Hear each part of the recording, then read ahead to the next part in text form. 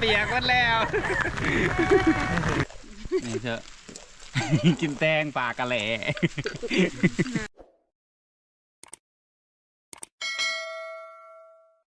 ทักทายสบายดีและสวัสดี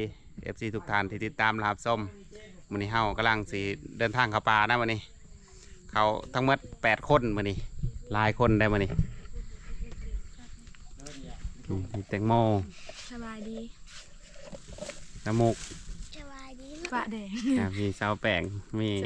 นายพานกองแล้วก็แม่สาวแป้งสบายดีแม่แตงโมแล้วก็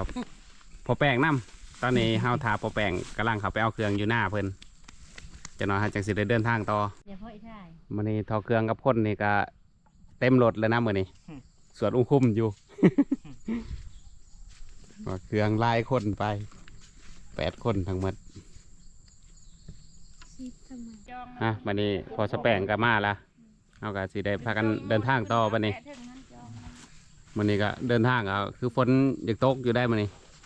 ขึ้นท่วมหมดเลย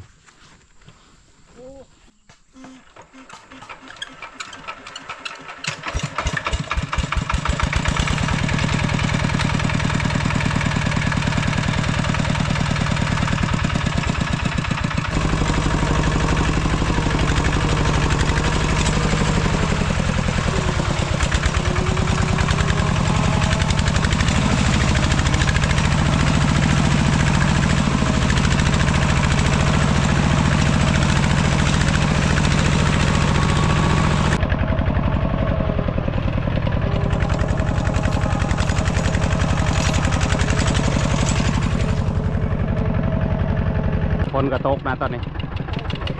พยายามดาพยายามมานั่งเตรียมเอาพยางคุ้มเป็นเดียวก็ได้เอาแค่ไหนนี่ฝนตกใส่เสื้อกันฝนบินทั้งหน้าให้ทั้งหลังแหละนะบ่ฮ้อนบ่มุกฮ้อนได้หาได้มาหอดบานนี้ก็ทางนายพานเฮากำลังลักมะขามบ่แม่นลักได้เนาะคอเลยเนาะรักบ้างพอแล้วเอารถของเอาลายๆเด้อของไปฟังเยอะได้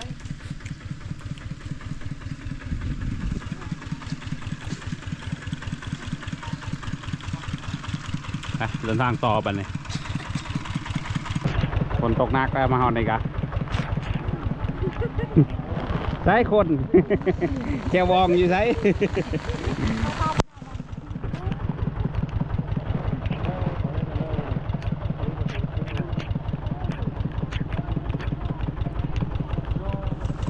ได้มันออก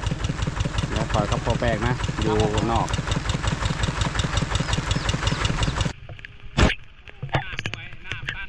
ลายเลยนะ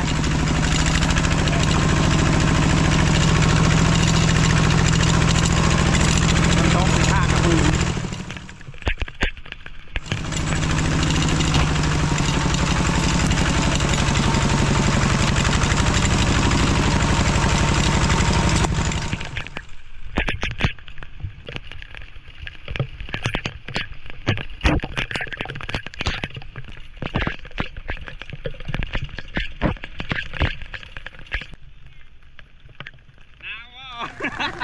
เปียกหมดแล้วโคตรโหเลยกอดโหลดทางยากจะได้มานี่เพราะว่าฝนตก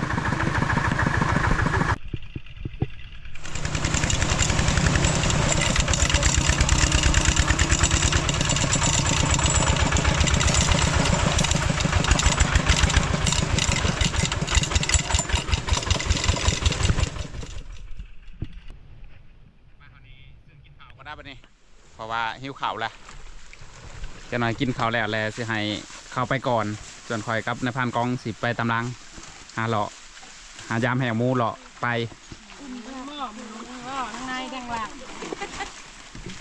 หนาวว่ามุกนะหนาวคุณว่าเป็นหนาวฝนตกอยู่เดือนนี้กะตำถั่วเอามาแต่พอแหละไปซื้อมาแต่เมืองพอแหละ ถั่วนี่ก็มีแตงน้ำมีแตงกับถั่ว มันถั่วละแตงเลยตัวละน้องเริ่มเช็ดน้องเอาเด็ดถั่วเด็ดถั่วมาแตงบ้านเด็ดเลยกระล้างมัดนะถั่วนะ จนปากแหล่เพิ่นหนาว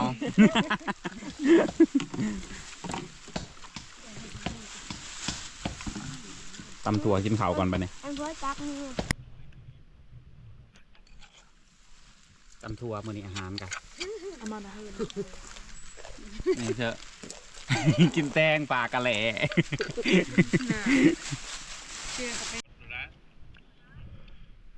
ประจักษ์ นะกินข้าวมื้อนี้กินอุ่นท้องซะก่อน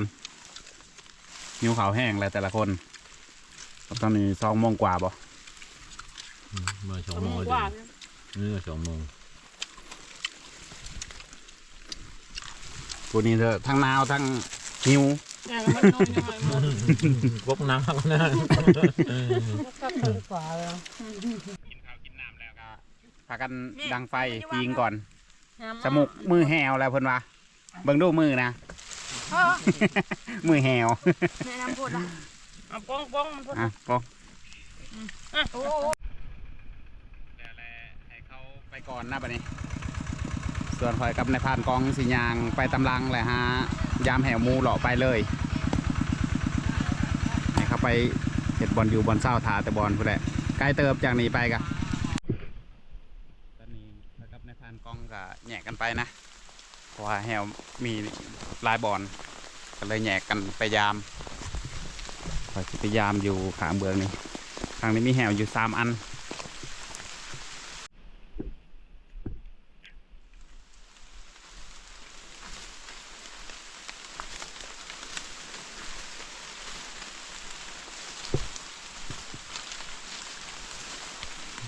ลุ่มนี้นะเอามูยามแห่มูกับ่ถือนะแล้วเฮาสิเลาะเมื่อบอลผู้แหลบันนี้บอลที่เขาไปตั้งแคมป์ทั้งทีมงานไปตั้งแคมป์ถาเขามาถาอยู่นี่ตกได้หนามบ่ได้หนามบ่ลายเลย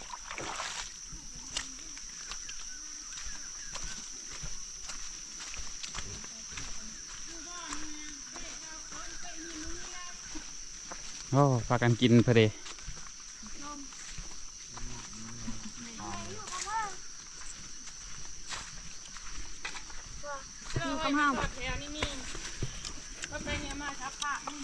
กินย่างน้ำมูกชมดีแล้วอันนาวนะ ชื่อของช่างของมา กันมาตามลังมาตามลังบ่มีแล้วหาเครื่องไปใส่น้ำมูกไปหาลูกใหม่เพิ่นก็อยากไปหาลูกใหม่เพิ่นว่า จะไป พา เพราะว่ากันอยู่ สิพากันไปหาหน่อใหม่ ได้ทั้งหมด หึ ทำไปกัน ผู้หญิงเขาพากันไปหาหน่อใหม่เลยนะเขาพากันไปหาหน่อใหม่น้ำหวยนี่ไหลอยู่แต่บ่ไหลเนาะฝนตก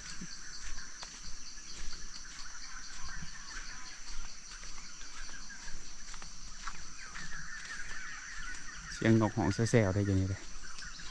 เสียงนกร้อง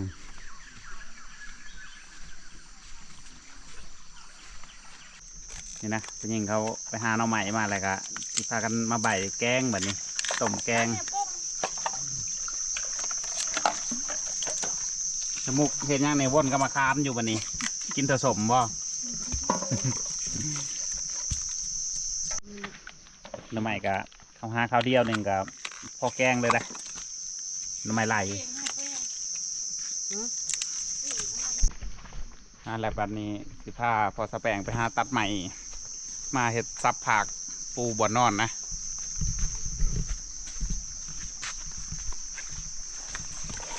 มาซับเห็ดผักปูบ่อนนอน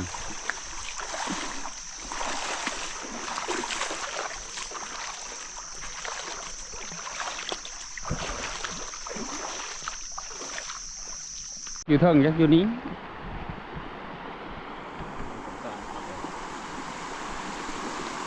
ต่างขามไปตัดใหม่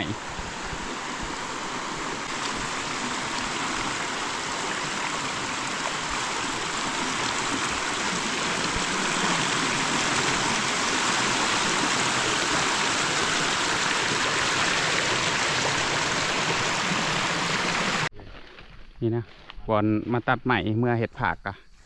เอาใหม่อันนี้แหละนี่ให้พอแปลงตัด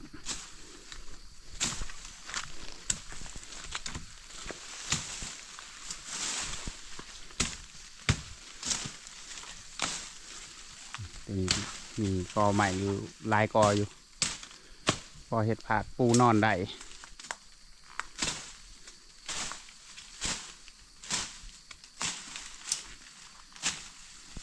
3 ลำกับแม่นพอแหละเจ้ารัดอยู่นี่เด้อคอยไป5 รัดอันนั้นก็พวกก็ไม่ให้พอแปลงเลยกะขอสิไป5 รัดดงหล่อดงนะบัดนี้5 รัดย่ามแรง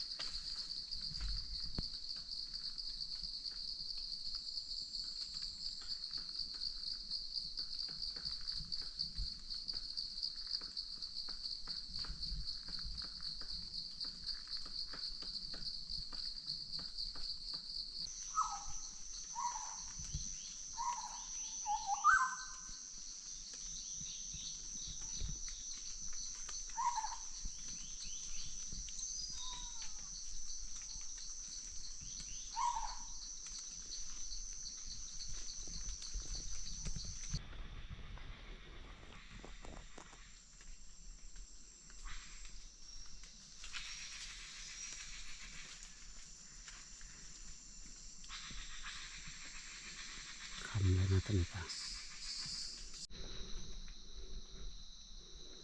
ตอนนี้ก็คำเลยนะสีเลาะหาการก่อนได้จังสีเลาะเมื่อบอล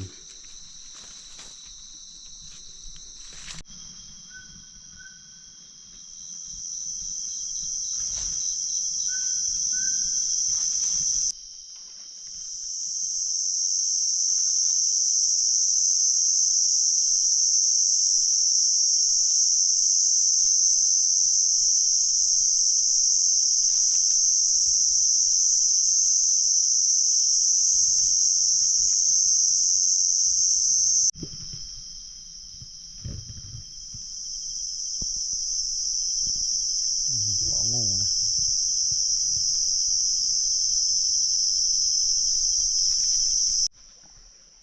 มานี่พอปลานะนี่ปลากังปลาคอกังนี่จุโลอยู่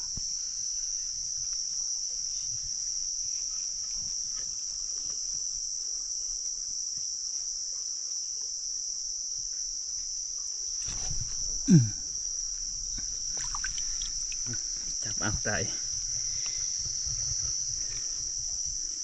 จับเอากระไดปลากังนี่พอกระปูข่ายนั่นนี่ได้ลายโตแล้วได้กระปูข่าย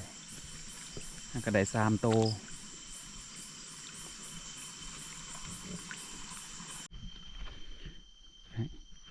ไปหาการนี่ก็บ่พอยังนะพอแต่นูแต่บ่ได้ยิงมันดอกนูว่าจะหายิงมูแต่บ่ได้บ่พอได้ถึงมาบอลพุ่นแหละแบบนี้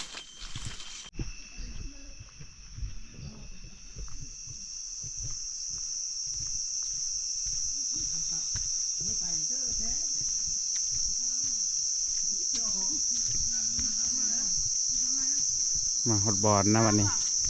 โอ้กำลังกินข้าวบ่สมุกเด้ กินแล้วคน กินก่อนหมู ทำเธอกิน โอ้ ว่ามา โอ้กำลังกินข้าวแกงหน่อไม้ ป้าเติงไม้แน่คนป่าน้ำ เป็นไง กระทางกันไม่พอ นายพรานพ่อบ่หมูนะ ไปเถอะการป่าดิ ป่า ทาง กระปู เห็นบอกให้หมูนะ บ่เห็น ไม่จังเลยกระโดดมอง นะของได้มื้อนี้ไปกะได้กระปูได้ปลากั่ง เดินไปตะแคง ได้หอย ทางทางปูมก็มีแน่น่ะทางก็ โอ้ได้กระถางกับได้กบใหญ่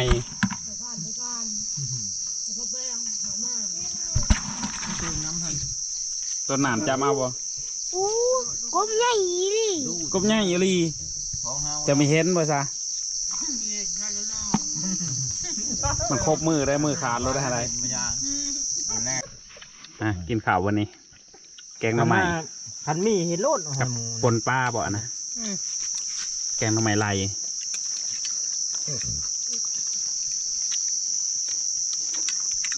หมูย้ายอ่ะไม่ได้เทิงเยอะ มันไม่หอยหมูทัน เดี๋ยวจะมาพี่นางผมว่าจะไปพี่ตะกอง กินข้าวกินน้ำแล้วก็กลางบอลอยู่บนเศร้านะบัดนี้สมุกกระจองบอลนอนล่ะ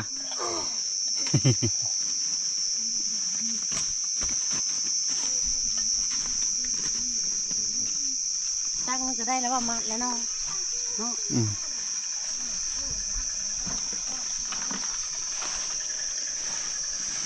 ส่วนทางนี้ทางทีมงานผู้ชายพากันนอนอันนี้ส่วนบนนอนตูมนะให้ผู้หญิงเขานอน